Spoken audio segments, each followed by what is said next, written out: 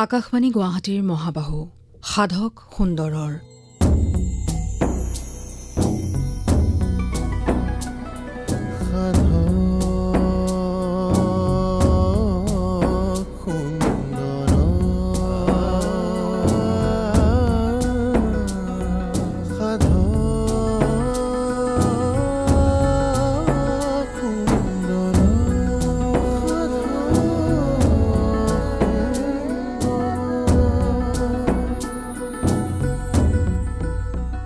নমস্কাৰ শ্ৰোতাসকল, আৰম্ভ কৰিছোঁ সাধক সুন্দৰৰ। আপোনালোকে জানে আমি কথা পাতি আছোঁ বিশিষ্ট কণ্ঠশিল্পী দিতিমণি বৰুৱাৰ সৈতে।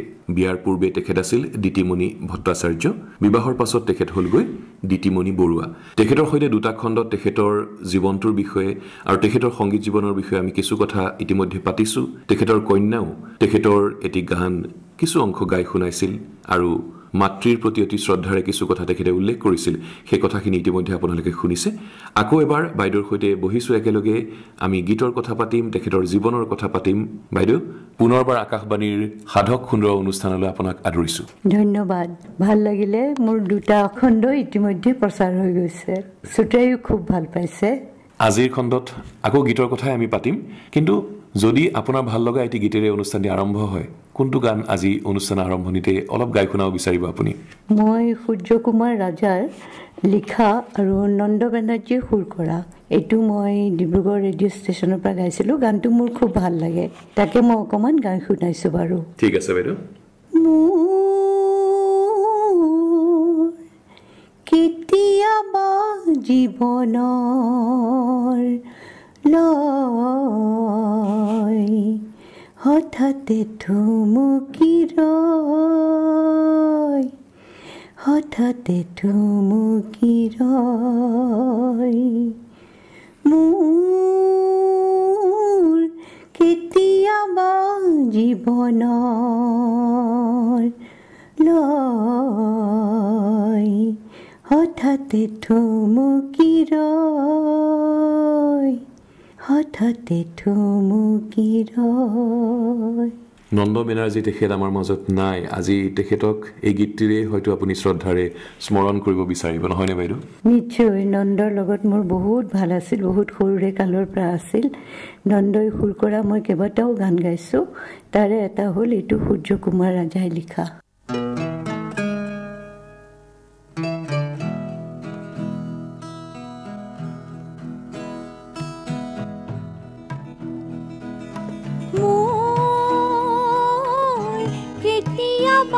জীৱনৰ লয় হঠাতে থুমুকি ৰয়, হঠাতে থুমুকি ৰয় মোৰ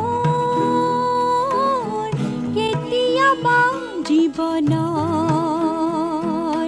লয় হঠাতে থুমুকি ৰয়, হঠাতে থুমুকি ৰয়।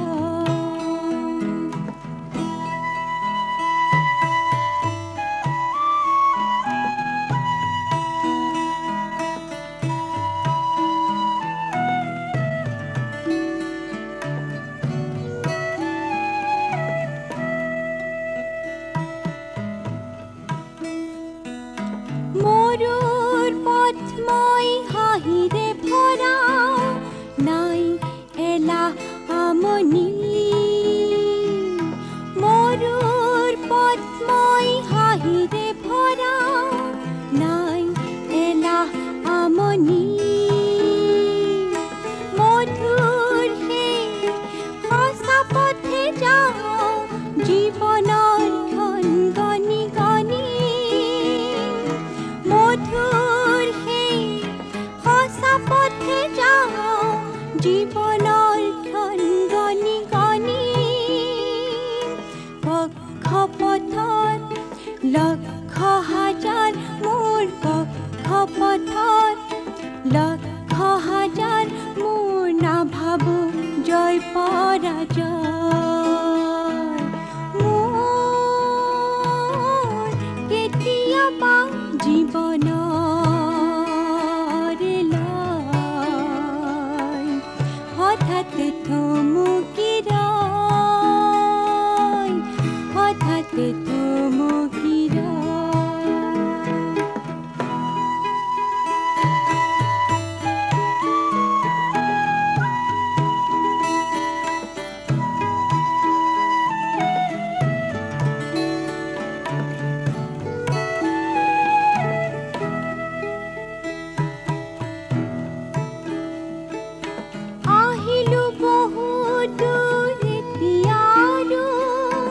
উলটিনে দেখো চালে আহিলো বহুত আৰু উলটিনে দেখো চালে তথাপি দেখো অদেখা জলে ৰিঙিয়াই মাতে বাৰে বাৰে তথাপি দেখো অদেখা জলে ৰিঙিয়াই মাতে বাৰে বাৰে সুবাসু কোমল পথ দেখি দেখি সুবাসু কোমল পথ দেখি দেখি অজানিতে কপে হৃদয় মোৰ কেতিয়াবা জীৱনৰ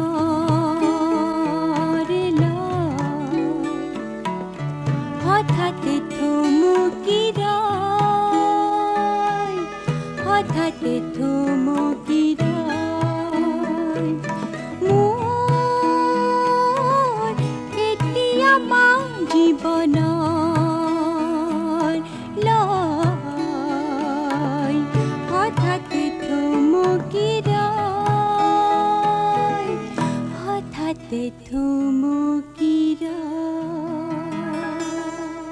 এই গীতটি বাণীবন্ধন কৰাৰ সময়ৰ কিবা মুহূৰ্তৰ কথা মনত পৰে নেকি আপোনাৰ? সেইটো সময়ত অৱশ্যে নন্দ ডিব্ৰুগড়ত নাছিল, মই এইটো ডিব্ৰুগড়ত কৰিছিলোঁ আৰু নন্দই এইটো গান মোক কিন্তু শিৱসাগৰত মোৰ নিজৰ ঘৰত শিকাইছিলে। নন্দ তেতিয়া ভ্ৰাম্যমানৰ সংগীত পৰিচালক আছিলে, সেই ভ্ৰাম্যমানৰ কাৰণে নন্দ শিৱসাগৰলৈ গৈছিলে, যাওঁতে আমাৰ ঘৰলৈ গৈছিলে আৰু গৈ পেলাই নন্দই এইটো মোক তেতিয়া ঘৰত শিকাইছিলে গানটো। খুব ভাল লাগিল বাইদেউ। আৰু দুটা খণ্ডত ইতিমধ্যে আপুনি গম পাইছে, শ্ৰোতাসকলে খুব ভাল পাইছে, বহুতো বাৰ্তাও আহিছে আপোনালৈ। মই ভাল পাইছোঁ শুনি, মই কিছুমান গম পাইছোঁ। আৰু এগৰাকী ছোৱালী মাধৱী নাথ, মোৰ গানটো দুটামান লাইনো গাই দিছে, বৰ সুন্দৰকৈ গাইছে, মই খুব ভাল পাইছোঁ। সেইটো শুনি পেলাই মোক শুভেচ্ছাও জনাইছে, মোৰ ফালৰ পৰাও তেওঁৰ কাৰণে বহুত বহুত মৰম আৰু শুভেচ্ছা জনাইছোঁ। তুমিও মোৰ নিচিনাকৈ ভৱিষ্যতেও গান গাই থাকিবা বুলি মই আশা কৰিছোঁ। যিটো গানৰ কথা ওলাইছে সেই গানটো সুৰ কৰিছিলে অনুপম চৌধুৰীয়ে, তেখেতে এটি বাৰ্তা প্ৰেৰণ কৰিছে, আপোনাৰ বিষয়ে কিছু কথা কৈছে। কিনো কৈছে তেখেতে, সেই বিষয়ে আমি শুনি লওঁ। দিতিমণি বৰুৱাৰ নাম মই বহুত দিনৰ পৰাই শুনি আছিলোঁ। বিবাহৰ আগতে তেখেতৰ নাম আছিল দিতিমণি ভট্টাচাৰ্য। তেখেতৰ কণ্ঠৰ গীত মই বোধকৰো ৬০ দশকৰ শেষৰ ফালে শিৱসাগৰ নাট্য মন্দিৰত অনুষ্ঠিত হোৱা এখনি সংগীতানুষ্ঠানত শুনাৰ সৌভাগ্য ঘটিছিল, কাৰণ এই সংগীতানুষ্ঠানখনত আমিও আমন্ত্ৰিত হৈছিলোঁ। তেখেতৰ গীত শুনি মই অনুভৱ কৰিছিলোঁ তেখেতৰ কণ্ঠ আৰু গায়কীৰ বৈচিত্ৰতা। সচৰাচৰ শুনি থকা গীতৰ কণ্ঠ, গায়কী, অভিব্যক্তি আদিৰ সৈতে তেখেতৰ গায়কী, বিশেষকৈ অভিব্যক্তি আৰু গীতত প্ৰাণ সঞ্চাৰ কৰাৰ ক্ষেত্ৰত তেখেত যেন ব্যতিক্ৰম। তেখেতৰ গীত পৰিৱেশন শৈলীয়ে মোক যথেষ্ট ইমপ্ৰেছ কৰিছিল, অৰ্থাৎ প্ৰভাৱান্বিত কৰিছিল। পৰৱৰ্তী কালত আকাশবাণী গুৱাহাটী কেন্দ্ৰত মই কৰ্মৰত হৈ থকা সময়ছোৱাত সুৰৰ শৰাই অনুষ্ঠানটিৰ বাবে দুটি গীত প্ৰযোজনা কৰাৰ দায়িত্ব মোৰ ওপৰত পৰিছিল। তেখেতৰ বিৰল সাংগীতিক প্ৰতিভাৰ কিদৰেনো 100% সদ্ব্যৱহাৰ কৰিব পৰা যায়, সেই কথা গভীৰভাৱে চিন্তা কৰি মই দুটি গীত সুৰ কৰিছিলোঁ। দুইটি গীতৰ সুৰ, সংগীত ব্যৱস্থাপনা তথা মুড ইটোৰ লগত সিটো সম্পূৰ্ণ বেলেগ আছিল। আখৰাৰ সময়ত মই গীত দুটি সম্পৰ্কে মোৰ পৰিকল্পনাৰ বিষয়ে খৰচি মাৰি বুজালোঁ তেখেতক। তেখেতে খুব সুন্দৰভাৱে মোৰ কথাখিনি বুজি ল'লে আৰু আমি আখৰা আৰম্ভ কৰিলোঁ। গীত দুটিৰ খুটি নাটিবোৰ মোক সুধি সুধি নিখুঁতভাৱে আয়ত্ব কৰিছিল তেখেতে। আখৰাৰ সময়ত তেখেতে যথেষ্ট কষ্ট কৰিছিল। গীত দুটিৰ সৈতে তেওঁ সম্পূৰ্ণভাৱে একাত্ম হৈ পৰিছিল। দুদিন ৰেডিঅ'ৰ ষ্টুডিঅ'ত 2-3 ঘণ্টা সময় আখৰাৰ যথেষ্ট নহয় বুলি ভাবি তেখেতে মোৰ ঘৰলৈ আহিও আখৰা কৰিছিল। ইমান নিষ্ঠাৰে তেখেতে কাম কৰিছিল চাওক। তেখেতৰ চিনচিয়াৰিটি দেখি মই তবত মানিছিলোঁ। শেষত গীত দুটি সফলভাৱে বাণীবন্ধন কৰা হ'ল আৰু দুইটি গীতেই শ্ৰোতাসকলে আদৰি ল'লে। এয়াই গীতিকাৰ, সুৰকাৰ তথা গায়ক গায়িকাৰ চৰম প্ৰাপ্তি। এতিয়া গীত দুটিৰ বিষয়ে অলপ ক'ব খোজো। প্ৰথমটো গীত শৈশৱতে মোৰ। এই গীতটি স্মৃতি ৰোমন্থন বিষয়ক গীত। এগৰাকী গাঁৱৰ গাভৰুৱে তেওঁৰ শৈশৱৰ স্মৃতি ৰোমন্থন কৰি স্মৃতিকাতৰ হৈ পৰিছে। স্মৃতি অতি বিষাদৰ হলেও ই অতি মধুৰ। এই মধুৰতা কিন্তু কেৱল নিজেহে উপলব্ধি কৰিব পাৰে। এফালে শৈশৱ পুনৰ ঘূৰাই নোপোৱাৰ বেদনা, আনফালে শৈশৱৰ খেলা ধূলা, জাকৈ মৰা, সাঁতোৰা আদিৰ মধুৰ স্মৃতি। এই গীতটি দিতিমণি ইমান আৱেগেৰে বিষাদ ভৰা মধুৰতাৰে গাইছে, মই নিজেই আৱেগিক হৈ পৰিছিলো। এয়াই গায়িকাৰ কৃতিত্ব।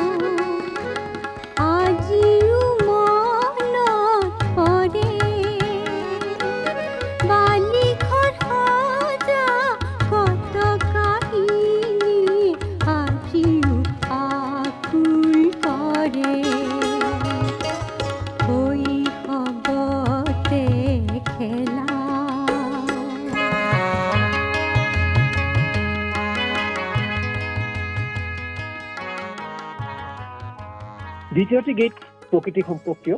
এগৰাকী ছোৱালীয়ে এখন বননিত ঘূৰি ফুৰোতে এটি কণমানি চৰাই দেখি তাৰ খেলা ধূলা আদি কাৰুকাৰ্যবোৰ দেখি আনন্দত আত্মহাৰা হৈ গীত গাই গাই চৰাইটোৰ পিছে পিছে দৌৰি ফুৰিছে।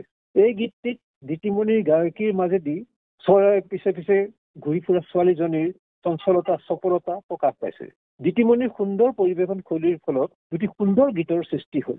পৰাগ কুমাৰ ভট্টাচাৰ্যৰ লিখা গানটো অ কণী বনৰ চৰাই। মই এটামান লাইন গাই দিছোঁ বাৰু। অ কণী বনৰ চৰাই, অ কণী বনৰ চৰাই, সুৰ লহৰী বিলাই, উৰিলি তই সৰগ ধিয়াই, উৰিলি তই সৰগ ধিয়াই, অ কণী বনৰ চৰাই।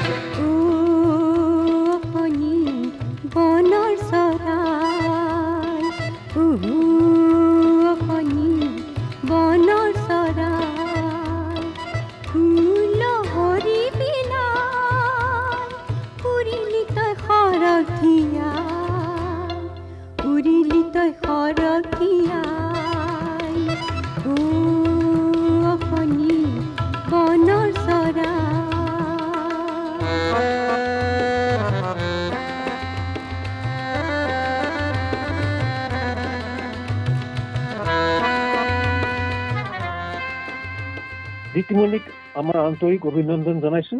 তেওঁ ভালে থাকক, যাতে শ্ৰোতাসকলক যেন আৰু সুন্দৰ সুন্দৰ গীত উপহাৰ দি যাব পাৰে।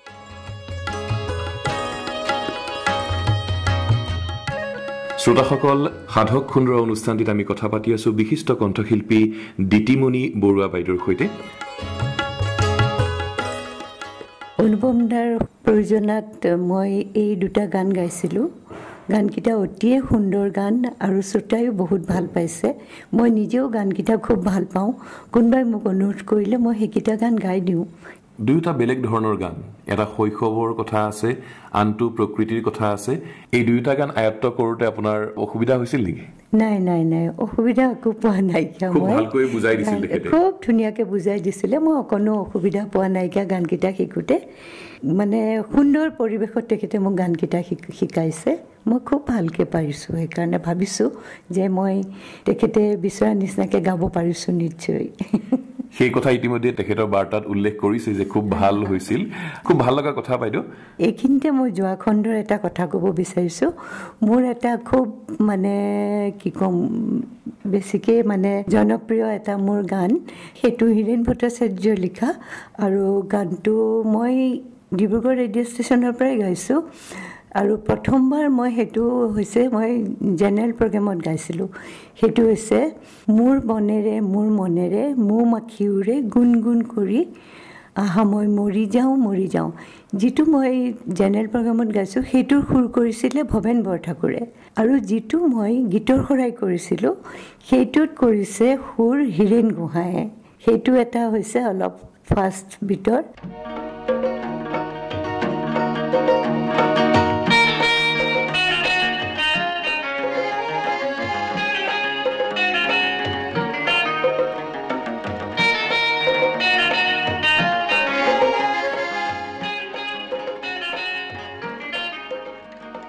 মোর বনেরে মোর মনেরে মোর বনেরে মোর মনেরে মৌমাখি উড়ে গুন গুন গুন গুন গুন গুন করে গুন গুন গুন গুন গুন গুন করে আহা মই মরি যাও আহা মই মরি যাও আহা মই মরি যাও আহা মই মরি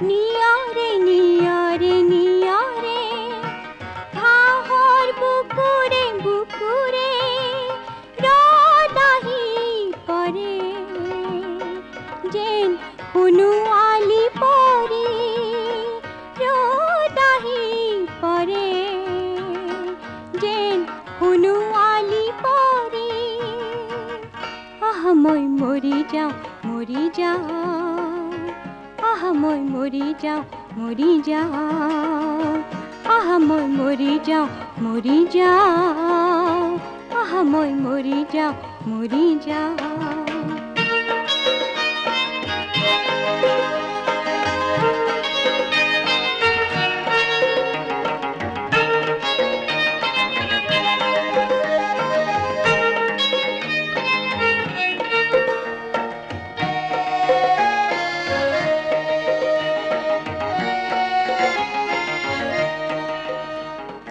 মনৰ মাজেৰে পদুম পোহৰে মনৰ মাজেৰে পদুম পোহৰে আলফুলে পেলালে ভৰি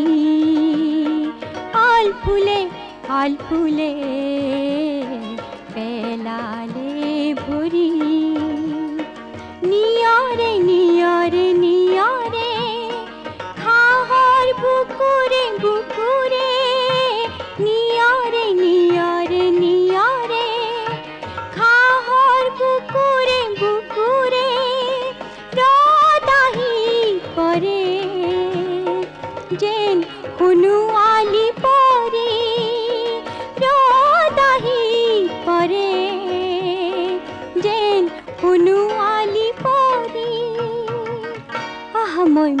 যাওঁ মৰি যাওঁ আহা মই মৰি যাওঁ মৰি যাওঁ আহা মই মৰি যাওঁ মৰি যাওঁ আহা মই মৰি যাওঁ মৰি যাওঁ মোৰ বনেৰে মোৰ মনেৰে মোৰ বনেৰে মোৰ মনেৰে মৌমাখিউৰে গুণ গুণ গুণ গুণ গুণ গুণ কৰে গুণ গুণ গুণ গুণ গুণ গুণ কৰে আহা মই মৰি যাওঁ মৰি যাওঁ আহা মই মৰি যাওঁ মৰি যাওঁ আহা মই মৰি যাওঁ মৰি যাওঁ আহা মই মৰি যাওঁ মৰি যাওঁ আৰু যোৱা খণ্ডত যিটো প্ৰকাশ কৰিছে সেইটো স্লো বিটৰ সেইটো ভৱেন বৰঠাকুৰে কৰা সুৰ মোৰ বনেৰে বনেৰে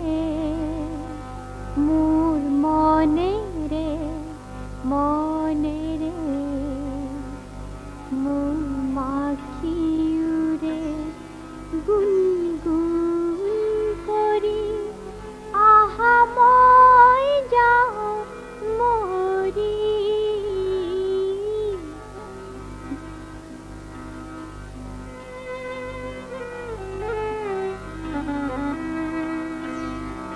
মোৰ বনেৰে বনেৰে মোৰ মনেৰে মনেৰে মোৰ মাখিউৰে গুণ গুণ কৰি মোৰ মাখিউৰে গুণ গুণ কৰি আহা মই যাওঁ মৰি মোৰ বনেৰে বনেৰে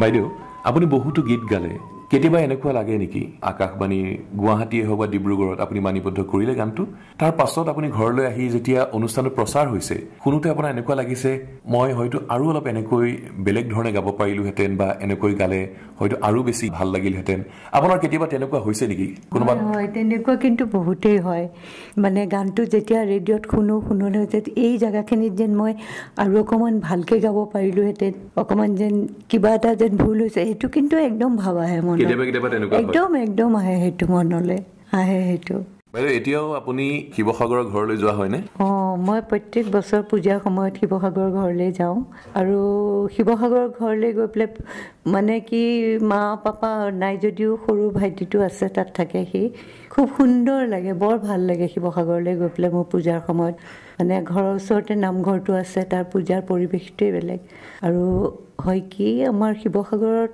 আমাৰ ঘৰৰ ওচৰতে আছে মোৰ ভণ্টিৰ নিচিনাই পৰিণতি বৰুৱা তাইও ৰেডিঅ'ত গান গায় তাই গানৰ প্ৰতি বৰ বেছি মানে কি বুলি ক'ম মই তাই গানত মানে ইমান বেছি সোমাই থকা ছোৱালী তাই পাৰ্বতী প্ৰসাদ বৰুৱা গীতৰ চৰ্চা কৰাৰ পৰা আৰম্ভ কৰি তাই চব কৰে আৰু তাই প্ৰায়ে আমাৰ ঘৰতে গধূলি সময়ত আহে আমি গ'লে গধূলি সময়ত আহে তাই গান গাই খুব ভাল পায় আৰু তাই গায়ো খুব সুন্দৰ গান তেখেতে অনুষ্ঠানটি নিশ্চয় শুনি আছে কাৰণ কেইবাটাও বাৰ্তা ইতিমধ্যে তেখেতে প্ৰেৰণ কৰিছে অনুষ্ঠানটি শুনি তাই ককায়েক তাই বায়েক সকলোৱে শুনে আৰু শুনি পেলাই মোলৈ ফোনো কৰে বাইদেউ বহুখিনি কথা আপোনাৰ লগত পাতিলো আমি ভাবিছিলো যে তিনিটা খণ্ডত আপোনাৰ সৈতে আমি এই কথোপকথন সামৰিম কিন্তু বহুতো কথা পাতিবলগীয়া আছে বহুতো গীতৰ কথা পাতিবলগীয়া আছে সেইকাৰণে আমি ভাবিছো যে আৰু এটি খণ্ডত আপোনাৰ সৈতে আমি কথা বতৰাত মিলিত হ'ম আৰু কিছু কথা জানিবলৈ প্ৰয়াস কৰিম আজিৰ খণ্ডতে আমি ইয়াতে সামৰিব ওলাইছো কিন্তু অনুষ্ঠানটি সামৰাৰ পূৰ্বে সূৰ্য গোস্বামী আৰু উৎপল কুমাৰ দাসে আপোনাৰ বিষয়ে কিছু কথা কৈছে সেই কথাখিনি শ্ৰোতাসকলক আমি শুনাম আৰু এই প্ৰসংগত অহা সপ্তাহত আমি আৰু কিছু কথা পাতিম আপুনি ভালে কুশলে থাকক